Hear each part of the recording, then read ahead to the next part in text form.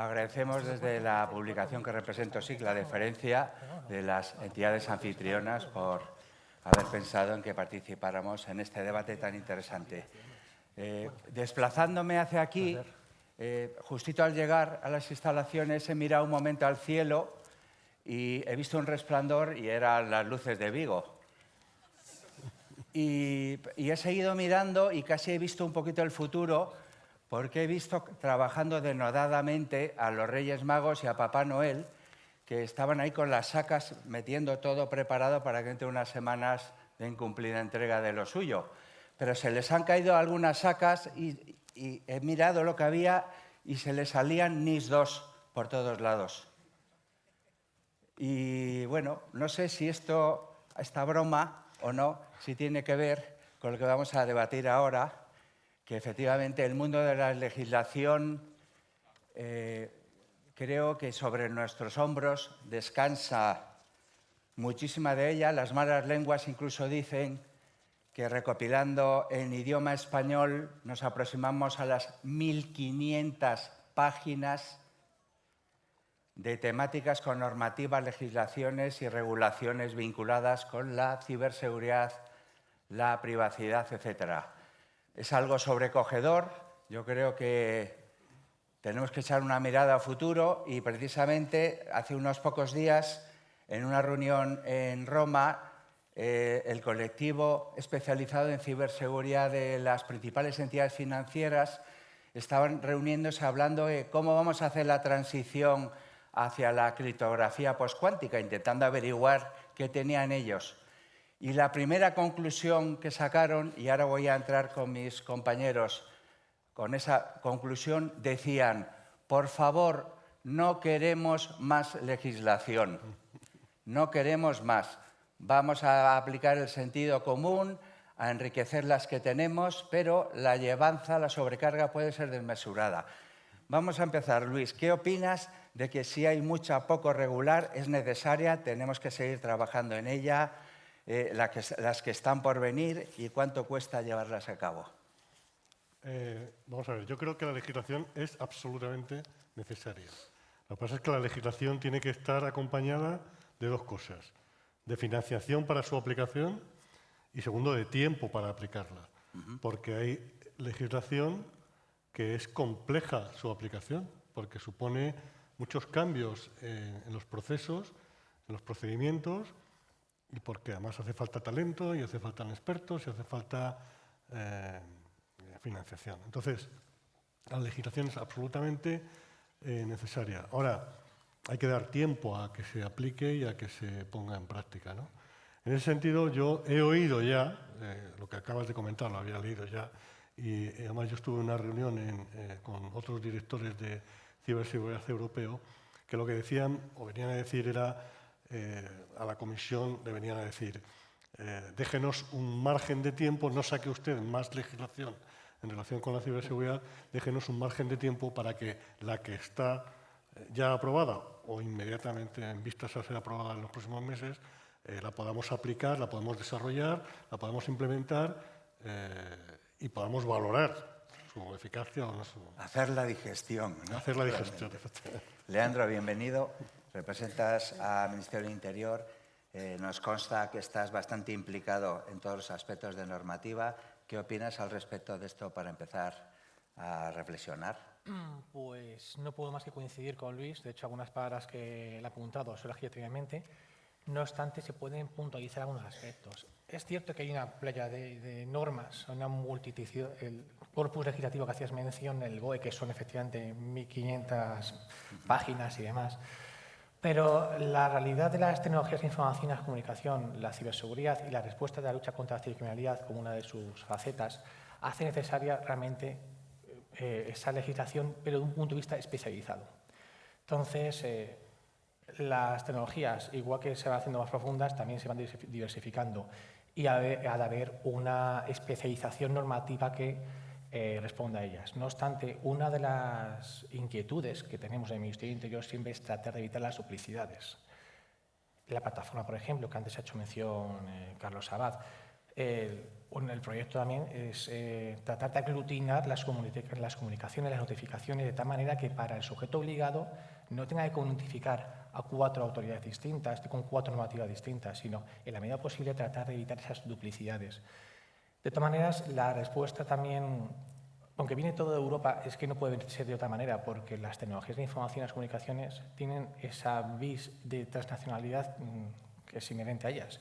Entonces, una respuesta local normativa de cada país, pues el país que afronte una respuesta a ciberseguridad eminentemente local, pues al final está abocado al fracaso. Tiene que aglutinar esas medidas europeas, estar homogeneizado y es el camino que tenemos que seguir. Muy bien. José, quienes te conocemos de hace tiempo y te admiramos porque eres un gran fajador internacional y has tenido que ir contemporizando con muchas sensibilidades distintas y has intentado conciliar y sacar adelante muchas cosas. En el mundo de la ciberseguridad, ahora mismo, incluso en tu calidad de europarlamentario, recientemente, por ejemplo, algunos esfuerzos vinculados con la cibercriminalidad y la fiscalía. En esta primera entrada en el tema, ¿qué te parece desde la atalaya europea cómo se ve que somos un continente venerablemente generador de normativas y qué auguras? Pues lo primero que quiero agradecer es al Centro Criptológico Nacional el que me haya invitado a estas jornadas, porque efectivamente es muy importante el tener una visión amplia, ¿no?, del problema de la ciberseguridad.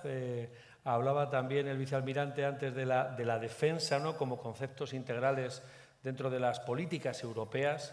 Yo lo primero que quiero decir que es mi primer aterrizaje en el Parlamento Europeo, que ha sido prácticamente hace tan solo unos meses. Hay una cosa que me sorprende negativamente y lo quiero compartir aprovechando que estamos aquí entre amigos, ¿no?, que no va a salir de aquí, y es que hay muy poca, fijaos que nosotros hablamos siempre de ciberresiliencia, hablamos de la necesidad de formar a nuestra gente, del talento. Bueno, pues una de las primeras cuestiones negativas que yo he visto es que hay pocos expertos en el mundo de la política hablando de estos temas. Es decir, cuando me pongo allí a intentar hablar con otros colegas de tú a tú, me he dado cuenta que no hay tanta gente en el Parlamento Europeo, diputados, que entiendan qué es la ciberseguridad y cuáles son las nuevas ciberamenazas que tenemos. Afortunadamente, tenemos equipos técnicos que siempre están alrededor para asesorarnos, pero las cuestiones que estáis planteando me parecen cruciales. Es decir, hay numerosísimos sistemas legislativos, vamos a más, cada vez estamos pendientes, ¿no?, de ver cómo se van implementando nuevos modelos. Pero hay algunos elementos que yo creo que son esenciales y básicos. Lo vimos con el informe Letta hace unos años, el informe Draghi que se presentó también en este año, y prácticamente la semana pasada hay un informe que se ha presentado que me parece muy importante, que es el del ex primer ministro finlandés, Niinistö, donde hable por primera vez de integrar, para intentar evitar duplicidades e intentar evitar de qué forma estamos trabajando hoy la ciberseguridad y la defensa en Europa, intentar integrar de una vez por todas un sistema único. El mundo se suele mover siempre en torno a dos elementos que van balanceándose a lo largo del tiempo, ¿no? Y ahora estamos viviendo uno hacia uno de ellos, ¿no? Habitualmente nos movemos siempre en torno a la prosperidad, la esperanza, vamos a construir siempre en positivo. Hoy el mundo se mueve en otra dimensión, en la dimensión de las amenazas, el miedo.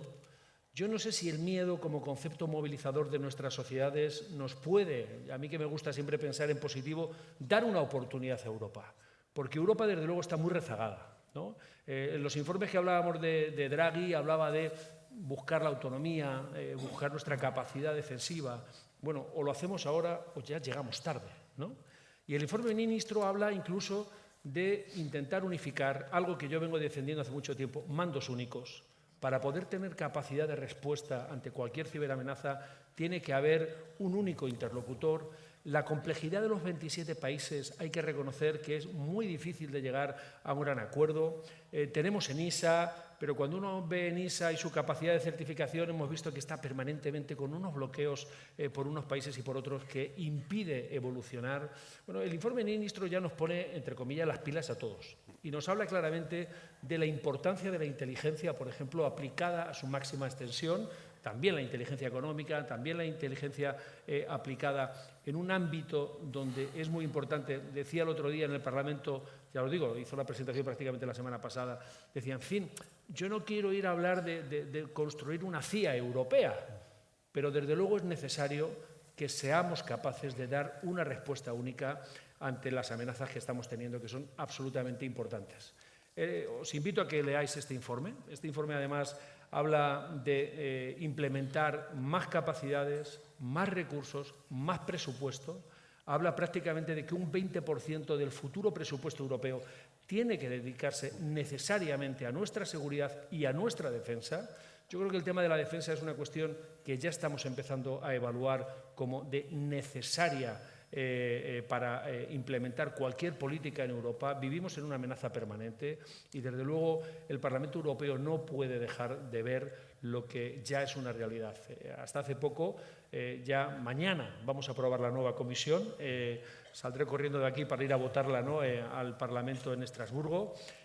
Vamos a aprobar una comisión, pero hay una realidad, y es que la nueva comisión de Ursula von der Leyen, el tema de la seguridad y la defensa, ya lo coloca como uno de los principios fundamentales a desarrollar. Y hay que dotarlo presupuestariamente, como decía Luis. Por ejemplo, todo lo que tiene que ver con la implementación de la tecnología cuántica, que a mí me preocupa mucho, porque o nos ponemos las pilas o nos vamos a quedar rezagados frente, no a otros países, sino frente directamente a los malos, que sí que están haciendo ya inversiones en esto, lo sabemos. Por lo tanto, y para concluir, es muy importante el tema de tener una visión política geoestratégica también de lo que es Europa. Hoy Europa se ha convertido en una auténtica isla desde el punto de vista normativo, desde el punto de vista también de nuestra cultura y de nuestros valores en el mundo, ¿no?, en la defensa de la libertad, en la defensa de nuestros modos de vida, y eso lo tenemos que proteger. Estamos permanentemente amenazados.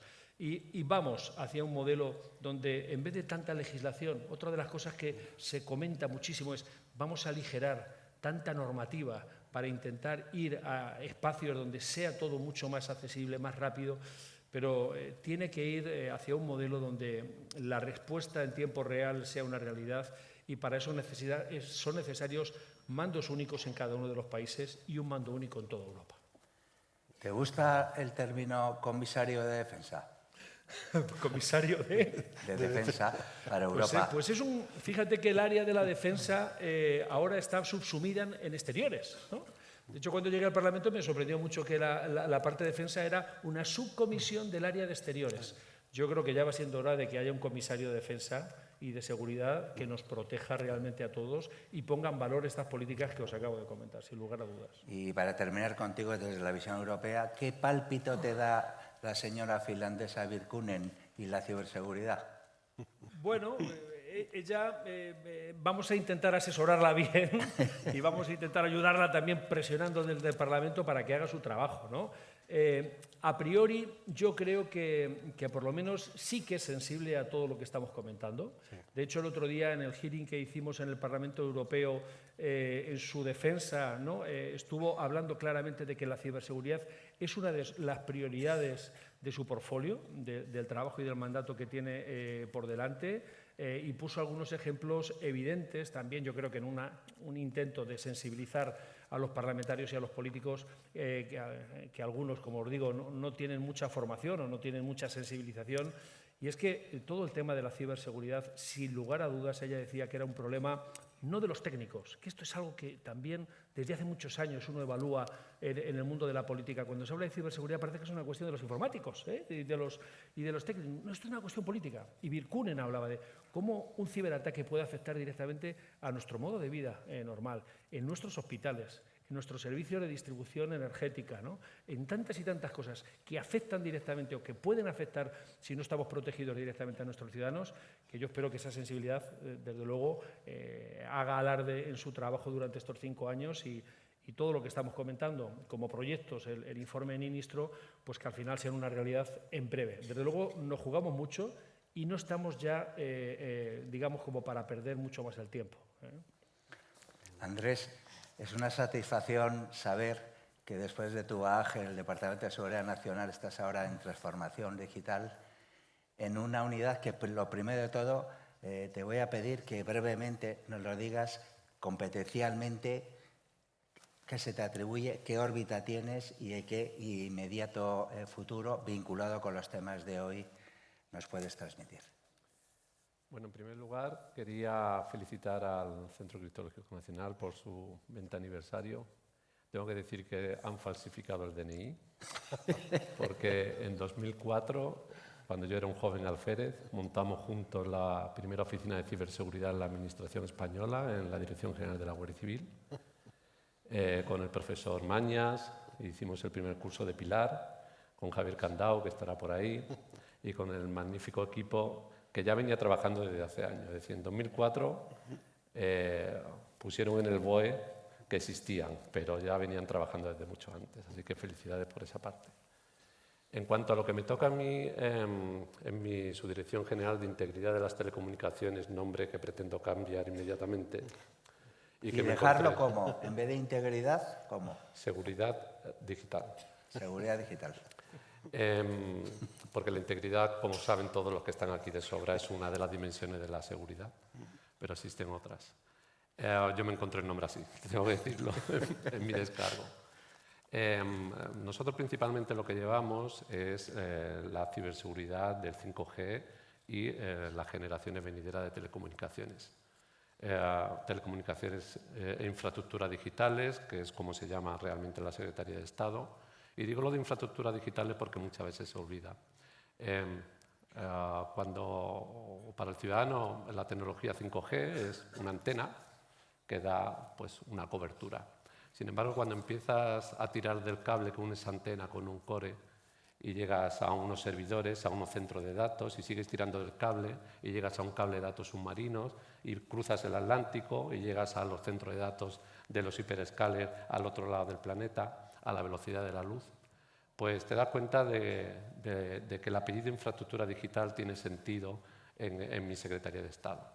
Con lo cual, la visión que yo quiero dar a la subdirección es una visión holística, no solamente dedicada al 5G, sino dedicada a cualquier tipo de telecomunicaciones, como pueden ser las satelitales, los cables submarinos, que ahora está muy de moda la seguridad de estos cables. Hemos visto recientemente un par de incidentes en el mar Báltico, donde España además juega un país, tiene una posición ventajosa por nuestra situación geográfica, porque esos hiperescalers están invirtiendo en la península como centro neurálgico para dar sus servicios a media parte del mundo.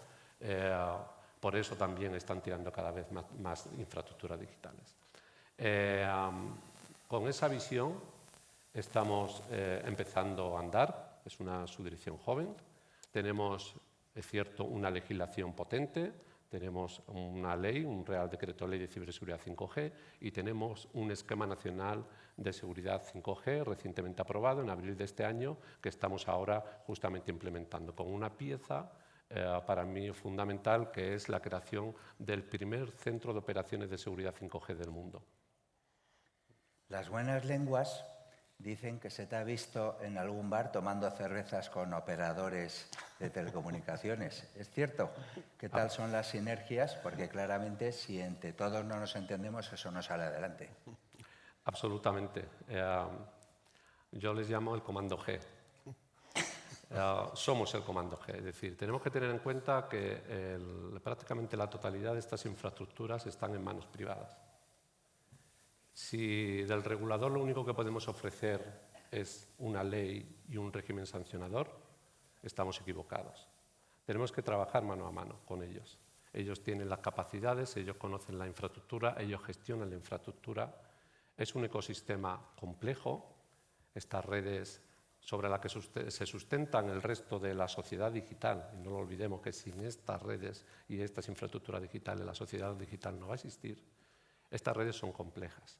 Entonces nos tenemos que apoyar de ellos.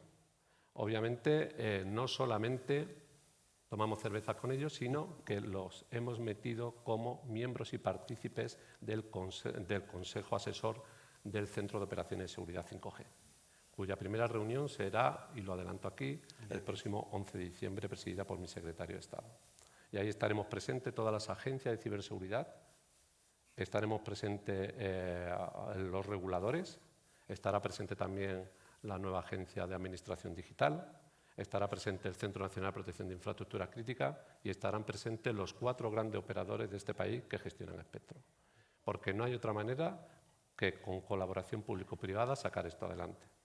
Yo siempre digo lo mismo, tenemos la misma misión, que es que las redes y la infraestructura digital sean seguras. Si no son seguras, no generaremos confianza en el ciudadano, en las empresas, en los negocios, en la administración, para que usen esas redes e infraestructuras digitales, para que la sociedad avance y haya una verdadera transformación digital. Andrés, la administración Trump va a suprimir, prescindir de todos los profesionales de ciberseguridad que tenían y proponer unos nuevos. Todos sabemos las convicciones que desde allá se tiene por cuestión de las tecnologías orientales vinculadas con 5G. ¿En qué medida crees que para Europa y para España pudiera haber sobrepresiones para intentar apretar y que en algunos núcleos duros y sensibles de las infraestructuras nuestras no haya presencia de estas tecnologías? Obviamente presión habrá, siempre ha habido presión, tanto de un lado como de otro. Nosotros tenemos muchos intereses socioeconómicos y a nivel de política exterior con estas 2 grandes potencias.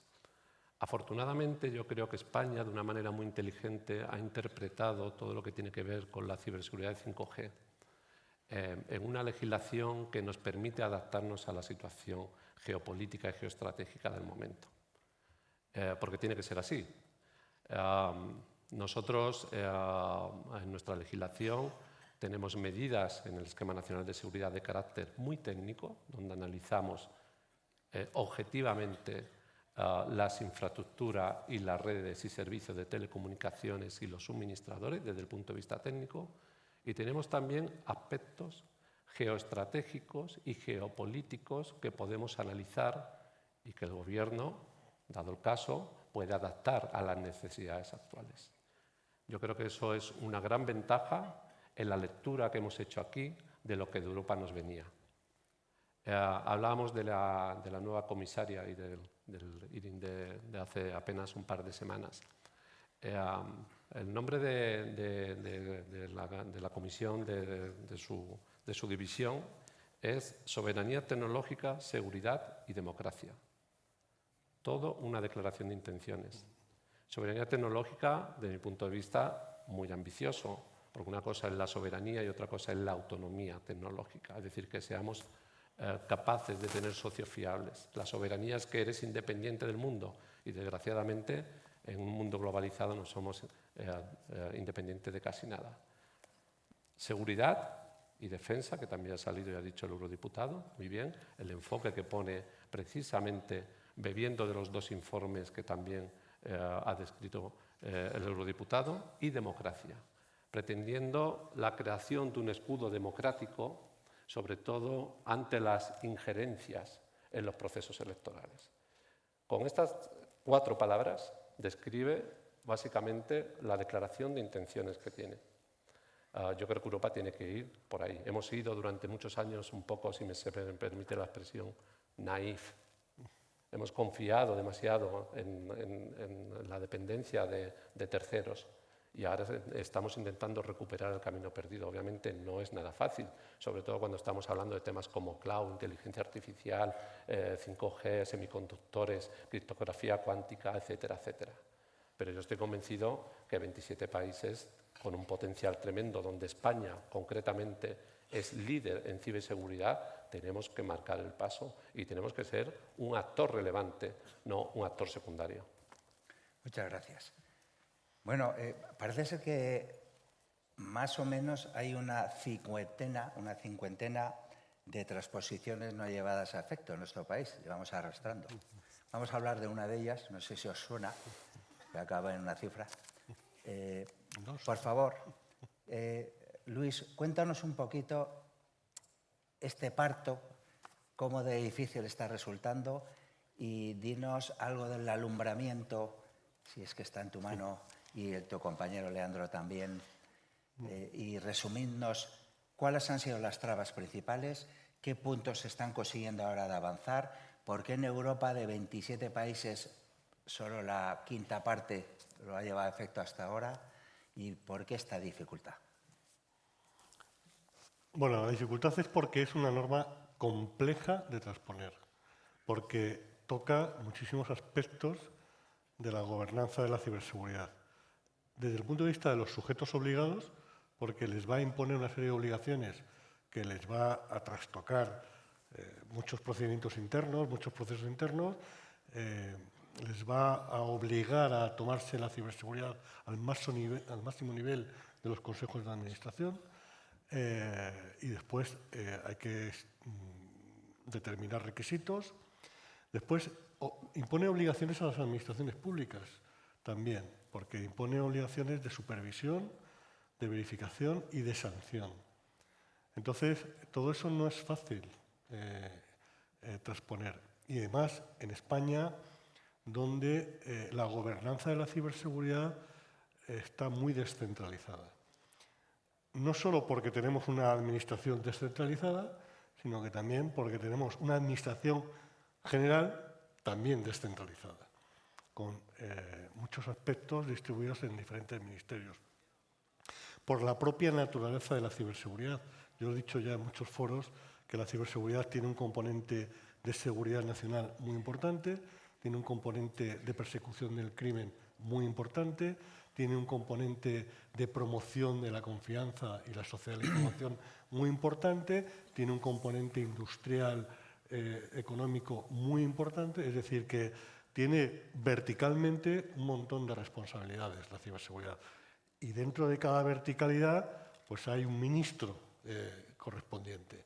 Entonces, conjugar todo eso en una gobernanza en la que todos estemos a gusto, pues no es fácil en este país. Y esto, en mi opinión, ha sido una de las razones por las que se ha tardado en transponer, ¿no?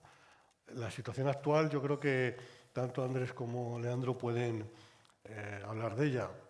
Yo creo que esto está ya a punto de salir. Hay algunos aspectos que todavía tienen que estar limados, pero tiene que estar a punto de salir ya.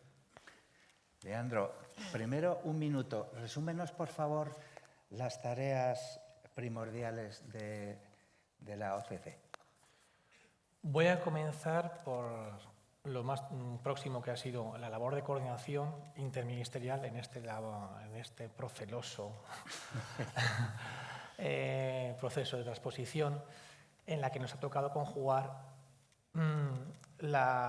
España es un país muy cibermaduro, no lo digo yo, lo dice el último informe de las Naciones Unidas, la Unidad Internacional de Telecomunicaciones. Y esa cibermadurez también, a través de lo que justo comenta Luis, diferentes actores que promueven la ciberseguridad, ha hecho que sea muy complicado. Entonces, dentro de esa complejidad, bueno, pues nosotros hemos tratado ahí de aprovechar las virtudes de cada organismo y esas estructuras que están creadas y que en muchos casos son un modelo de éxito. Eso dicho por un lado. Por otra parte, la parte de la OCC, la Oficina de Coordinación de Ciberseguridad del Ministerio del Interior, es a través de quien el Secretario de Estado de Seguridad ejerce autoridad para los operadores de servicios esenciales identificados como críticos. Y por ser muy breve, también podemos comentar que estamos desarrollando, ya desarrollamos en su momento la estrategia contra la cibercriminalidad. Ahora estamos revisando esa estrategia 2021 para adaptarla a los tiempos actuales, dándole una visión también de ciberseguridad y de lucha contra la desinformación, que es una amenaza que es patente. Y bueno, es también relacionada con la ciberseguridad, pero está ahí, dentro de las amenazas híbridas. Y también hacemos engarce entre dos mundos, que son la ciberseguridad por un lado y la lucha contra la cibercriminalidad, como elementos también dentro de la Secretaría de Estado de Seguridad de coordinación y apoyo técnico a la Policía Nacional y Guardia Civil, puesto que todo ciberataque es un ciberdelito. Entonces, hacemos esa conjugación entre la vis técnica y la vis investigativa procesal. Y ahora háblanos un poquito de fechas, de la pregunta que os he formulado. Pues yo creo que coincido con Luis, aunque ya son matices. Si Andrés no me corrige, yo creo que es más o menos el consenso es muy grande y bueno, fechas como tal, no quiero ser esclavo de mis palabras, prefiero ser dueño de mis silencios, pero vamos, realmente próximo, ya sería, ya la parte técnica está elaborada. ¿Próximos son semanas? Hombre, no te diría tanto, porque nosotros somos los técnicos, luego ya llega el ámbito político, luego ya el ámbito legislativo, del cual los diputados saben mucho. Es que en algún otro foro se dijo, a ver si antes de Halloween, que si no sé qué, que los Reyes Magos, porque a lo mejor luego os pido que un deseo a los Reyes Magos. Ojalá Andrés, venga con puedes los Reyes hacer Magos. apuntes, ¿eh? Pero bueno, a ver si tenemos suerte. De todas maneras, como comentabas, solo 4 países han traspuesto la directiva NIS a día de hoy, ni siquiera una quinta, solo 4 países o 27. Y también haciendo mención a lo que decía Luis al principio, es que Europa quizás ha dado no tanto tiempo como fuera necesario. Estamos transponiendo en los Estados miembros y no por desidia o molicie, sino porque es que las materias son muy complejas y hay que hacerlo realmente bien para adecuar todas las necesidades. Y no llegamos a tiempo por esa complejidad. ¿Queréis hacer un apunte? Lo que se dijo en Halloween era susto o trato. Primero fue el susto y ya hay trato. Entonces, si se me permite la expresión, yo creo que el parto está ya fuera de cuentas.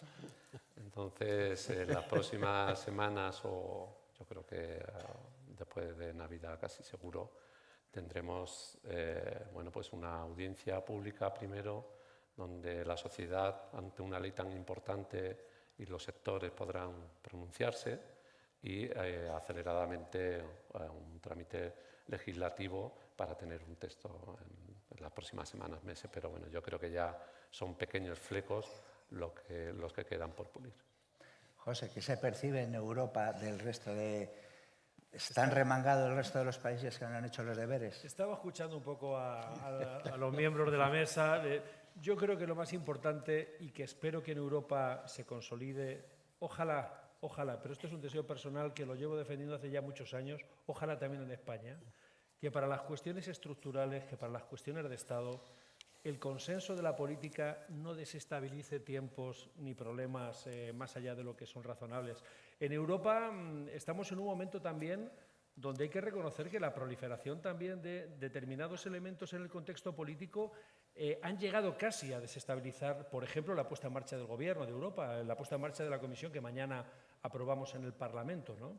Yo creo que tanto la socialdemocracia como la democracia cristiana, como los liberales, esa gran coalición aquí de los italianos, ¿no?, que se ha venido desarrollando en Europa y que ha garantizado la estabilidad política para las grandes tomas de decisiones, ojalá algún día también fuera una realidad en España, porque de lo contrario, todos los tiempos y todos los requerimientos que estamos por parte técnica y por parte menos técnica, pero que estamos necesitando en nuestro país, pues esto se puede ralentizar. Y yo creo que nos estaríamos haciendo un flaco favor. Así que espero que esa idea que se está desarrollando y que parece que de momento la estamos manteniendo en Europa, se siga desarrollando también en la política general de los 27 para hacer realidad lo que hoy necesitamos, que es la seguridad y la defensa de nuestra gente, de nuestros ciudadanos.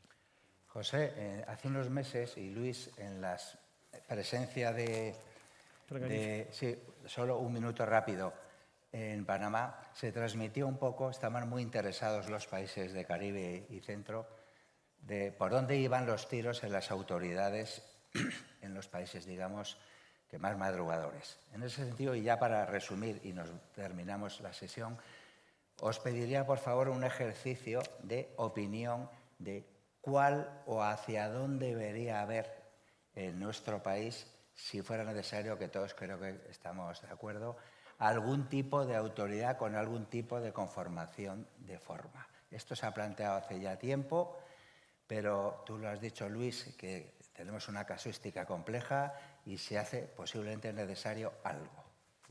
¿Hacia dónde se va después de todos estos meses y qué prevéis? Bueno, se va hacia, como he expresado antes, existe una necesidad de coordinación y, lógicamente, alguien tiene que coordinar, con lo cual lo que se va es una autoridad de coordinación.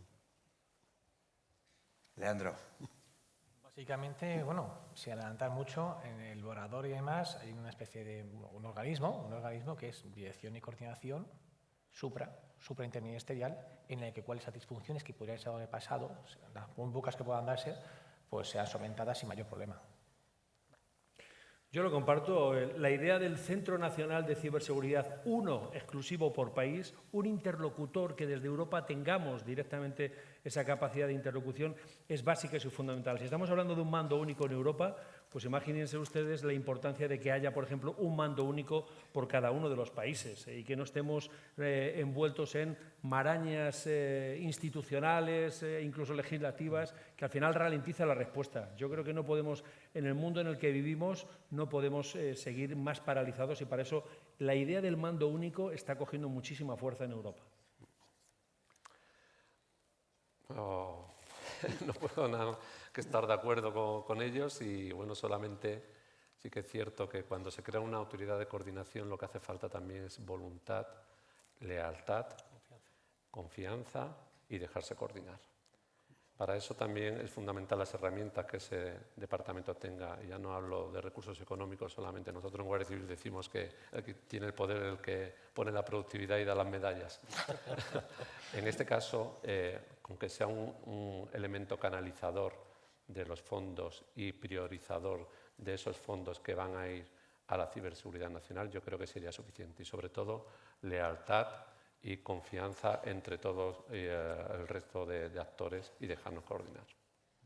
Muy bien. Bueno, antes de que me deje sin postre mi compañero periodista, vamos a dar por concluida esta participación. Os ha sabido muy a poco, pero creo que ha sido muy enriquecedora. Os agradecemos a cada uno de vosotros vuestras aportaciones. Os deseamos el mayor de los éxitos y vamos a pedir todos a los Reyes Magos un digestivo, un bebedizo digestivo para hacer buenas digestiones de estas legislaciones. ¿De acuerdo? Muchísimas gracias y un aplauso para todos los intervinientes.